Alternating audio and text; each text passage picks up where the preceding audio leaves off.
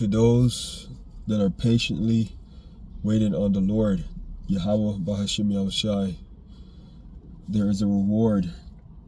To those of the elect, the hopeful elect, there is a reward for those who patiently wait on the Lord.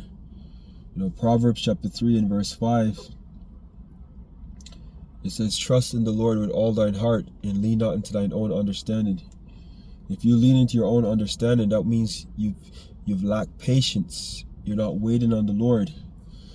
In this truth, we have to suffer.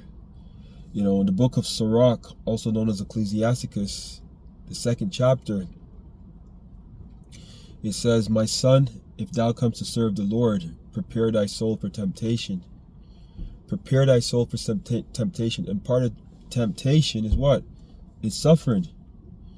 But the Lord says, in the book of Acts, chapter 14, and verse 22, it says, confirming the souls of the disciples, and that we must through much tribulation enter the kingdom of the Most High.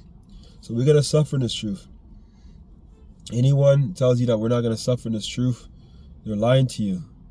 If your life is perfect, you're lying to yourself, because this is all part of the trials. It says the trial of your faith worketh patience. Let me grab, this is Sirach, 2nd chapter, and verse 10.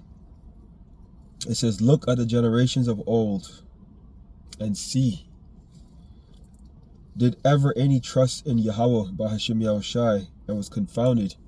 You got all the examples from Job. I like to use Job a lot because Job was a perfect example of such. Job went through, he had it all. He went through hell, but he maintained his integrity. In the end, he was blessed even more than what he already been blessed.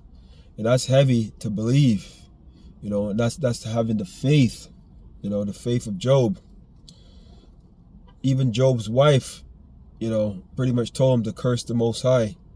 And he said to her, thou foolish woman, shall we only expect good from the Lord?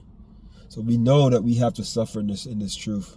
So John 16 verse 20, it says, verily, verily, I say unto you, that ye shall weep and lament, but the world shall rejoice. The world is rejoicing right now.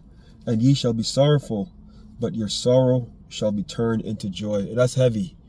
I like to give all praise, all glory, infinite honor to my power, Yahweh, Bahashim, Yahushai, Bahashim HaKakodash, and double honors to the elders, the bishops, and the apostles of the great millstone, Shalom.